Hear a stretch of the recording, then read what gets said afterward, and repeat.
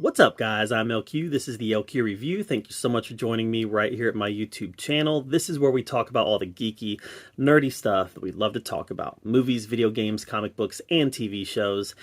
And yeah, Disney Plus Day. You know, it wasn't that long ago. And one of the things that dropped on Disney Plus Day that I haven't heard anybody talk about was this little, almost like a web series called Olaf Presents. Let's flash back to Frozen 2. In Frozen 2, Olaf recaps the events of the first Frozen movie. It was hilarious. It was one of the best scenes in that movie. What this series of 5 episodes essentially is Olaf recapping Disney classics. And it's done in a very, very fast-paced, very brief few minutes. Each episode is just a few minutes long, but it's very frantic, very energetic, very funny, and I thought that I would rank the 5 episodes from my least favorite to my favorite. Overall, I thought the whole series was pretty funny, though. Like, you can watch the whole series in about 12 minutes. So all 5 episodes you can watch in about 12 minutes. And overall, I thought that the watch was good. I thought that it was funny. I had a good time watching it. I've actually watched it with my daughter 2 or 3 times. So let's rank them from my least favorite to my favorite. My least favorite episode of Olaf Presents is The Lion King. I just felt like, I don't know, I felt like the aesthetic of The Lion King didn't fit in with the aesthetic of Frozen. There was a funny scene in it where Olaf explains Mufasa's death, but the rest of it just kind of fell kind of flat. I didn't find it all that funny. Of course, watching Olaf doing his energetic thing, it was fun to watch. But I felt like there just a lot of story that had to be told in The Lion King didn't match the sensibilities of Olaf or that of Frozen. So while it was funny and it was entertaining, it was my least favorite. Just even the color palette felt off to me. It just all felt kind of like it didn't work with that world. So that's number 5. All right, number 4 is Aladdin. Again, maybe it's the classic nature, the old school classic nature of some of these, but which doesn't really, that can't be it, because my favorite one is also an older classic. I don't know. Again, it was funny. There were scenes where he was the genie. The scene where the snowman monster was the Cave of Wonders. This stuff was funny. Maybe it just felt too big for this small 2-3 minute Olaf presentation. Maybe I've just got such nostalgia tied to those movies, The Lion King and Aladdin, that maybe I couldn't enjoy it adequately, because I felt a little let down by it. Not gonna lie.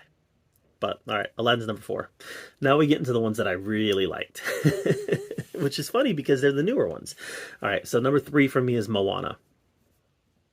Thought this was hilarious. Peeing in the ocean, the lava monster. I am Maui, demigod. Throwing the rock at the snow monster who's playing Taka. I thought it was all gold.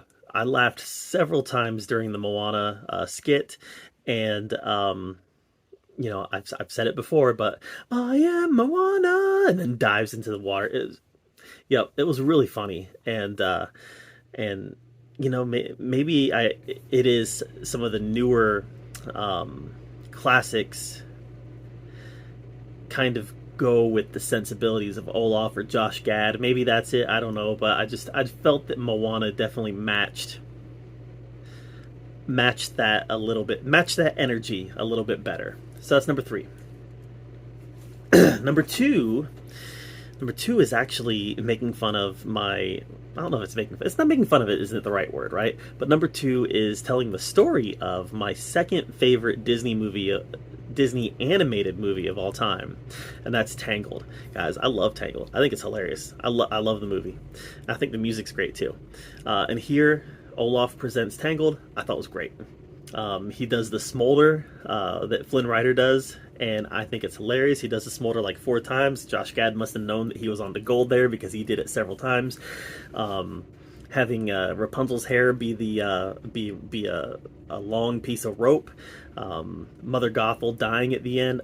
I thought it was all great. I thought it was all great, and it's it was really funny. It was really funny, but not quite as funny as the first one was. And this is the one that they let off with. And I believe the reason they let off with this one is because they knew it was the best. And that's the Little Mermaid. Little Mermaid is the best episode in Olaf Presents, and I believe it was also the longest. They definitely put the most in there, and Olaf's portrayal of Ursula was great. At the end, oh, I've been impaled. It was wonderful. It was a nice callback to the first movie. The kiss the girl scene was hilarious. They really brought it with the Little Mermaid, and I laughed several times at it. So definitely for me, that was the funniest episode of Olaf Presents, but Tangled was a close second. So anyways, the whole series, though, I thought was very funny. I like these quick succession things that Disney Plus puts out, these things that you can watch in less than a half an hour. You know, we lead busy lives, and sometimes it's hard to sit down for an hour or whatever to watch something. So having, you know, being able to sit down for 15 minutes and watch a complete story, it's nice. And I like that Disney Plus has done this. They've got a lot of shorts on their service, and for the busy families, shorts can definitely be something that's good. So I liked it, not as much as my daughter did, who loved it, but I was definitely a fan. So what did you think of Olaf Presents? Which one was your favorite episode? Let me know in the comments down below. While you're down there commenting, make sure you subscribe to my channel. And as always, thank you so much for joining me right here at the LQ Review, where we get to talk about all the geeky, nerdy stuff we love to talk about. Till next time, we'll see you guys later. Hey guys, it's LQ with the LQ Review. Make sure you subscribe to my channel. Thank you so much for joining me.